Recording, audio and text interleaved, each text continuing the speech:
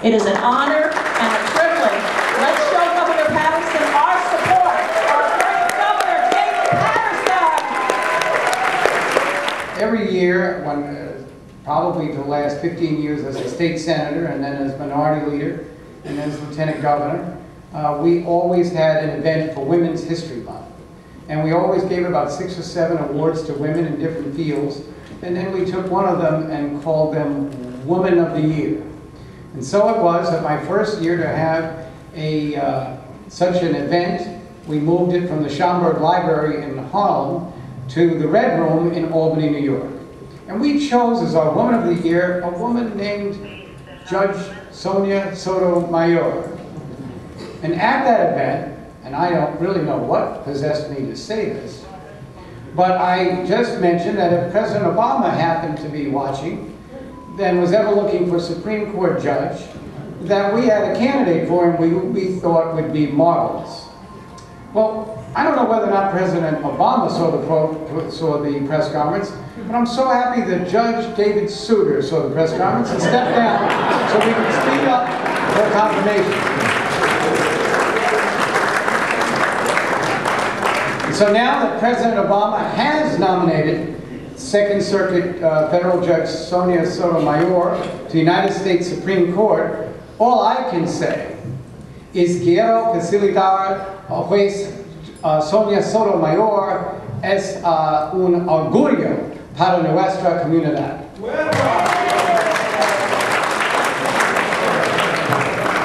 And now in English it means she's cool.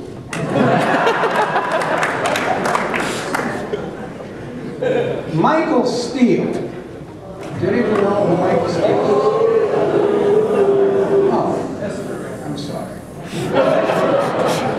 Michael Steele, the chair of the National Republican Party, admonished us the other day that it is the Republican Party that is the party of fiscal discipline.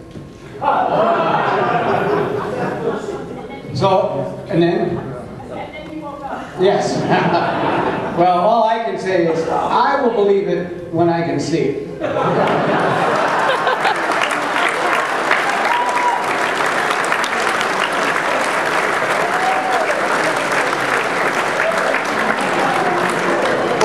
From the moment that I was sworn into office, just a little over a year ago, our country has been entering a financial crisis that is largely born of Republican indifference. People have lived their lives and their well-being tied to the strength of their jobs, the value of their homes, the quality of their health care, and the strength of their pensions. But now, most of that is gone. For the last decades, the Republicans have run up deficit and debt, never thinking that the party would end. But when the music stopped, the pain was real. And someday, God willing, we will come out of this economic crisis. New Yorkers are now moving down the path of sovereignty and security. But I hope that no one in this room will ever forget the ordeal that has been placed on our residents, nor the lessons that we should learn from them. The challenge of a political party is not to just win elections. It really is to fulfill the highest expectations of people. Over the last year in New York, we have taken strong steps toward reforming government, balancing budgets, and putting the people of New York first. I could point to $6.5 billion in cuts in our last budget process, more accomplishment than any governor, Republican or Democrat, in New York State's history.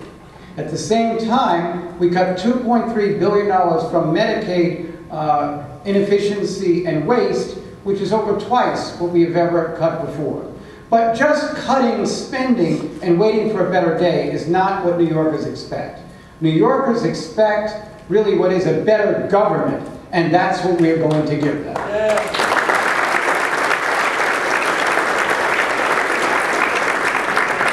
Stability in any economic time really rests on our ability to balance issues, and so rather than just cutting inefficiency from healthcare, we're going to also bring in new management protocols and new ideas.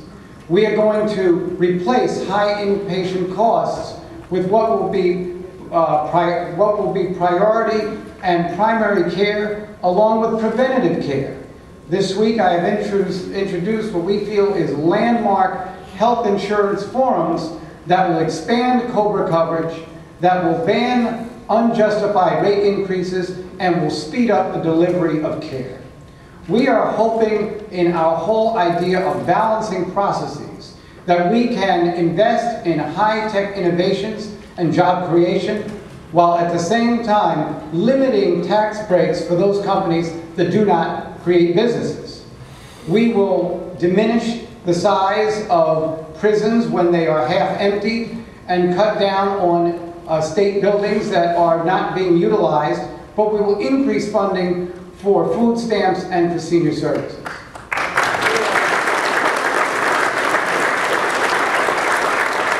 And as a person who went to all of his schooling here in New York, I know what the value of a college education can do for people who are trying to overcome obstacles or get out of difficult circumstances. So we have supported loan programs for the younger people who are matriculating in our institutions, and we always will, because that is what the Democratic Party is about.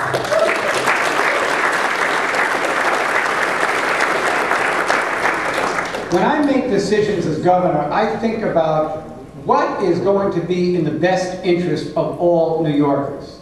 And in these difficult economic times, we're going to have to throw out those processes that don't work, invest in those that do, create a clear and obvious path, and limit the access to special interest even among our friends. Because the price that we pay, the burden of equal opportunity, is shared sacrifice. Dr. Martin Luther King once spoke of a tether that ties us all to the cloth of destiny, that what affects one indirectly affects all of us directly. Well, we in the Democratic Party have always believed that no one person or group is better than any other, nor or deserving of any special pain or hardship. We have to be fiscally responsible, and we also have to be fair, and that is the calling of our Democratic Party.